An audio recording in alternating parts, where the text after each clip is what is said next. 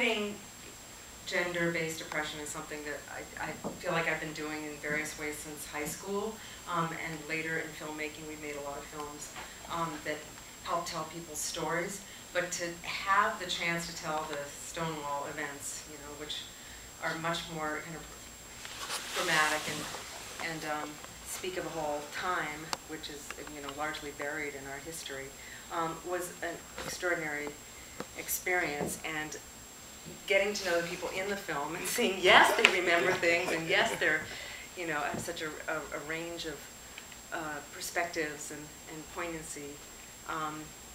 It has been unforgettable. So we're lucky to have them here. Please ask any questions you'd like. Well, almost anything? Yeah.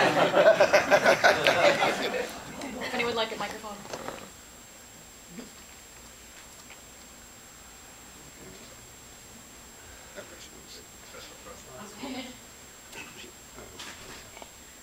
Oh, yes. Somebody's got the mic in the back. Okay. Oh, my question is for Martin. Martin, they describe that it's the street youth that rose up. So can you just tell us more about your life on the street at that age and the characters you hung out with that fought back? Yes, I mean, I learned a lot from this film because, you know, we always hung out with our group, and we were the scare drag queens, which meant that scare drag meant that they could tell you were a boy. I think the high drag queens gave us that name because they looked down on us. So, yeah, this group was like, it was like living South Park. You know, every day was fascinating with these people. I mean, just think of their names. I mean, Conga Woman and Captain Faggot and Mary Queen of the Scotch and all these amazing people. And they answered to these names. You know, they would be insulted if you didn't call them these names. So there was quite a group.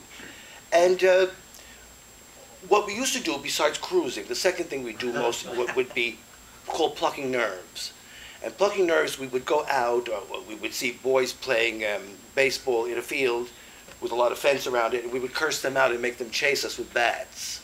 But this gave us a great deal of training in order to fight the police the night that it was needed, but we didn't know that.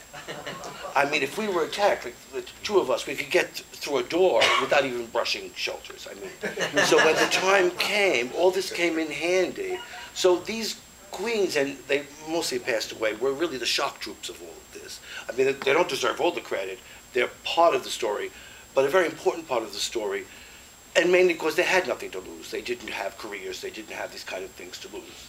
So, I mean, this group was amazing in the sense that we were defiant as early as 1966. We started the Plucking Nerves. We would go anywhere we wanted to the zoo, and make sure that no one looked at the animals. You know, we would go to the museum, and the paintings became less interesting to people. You know, so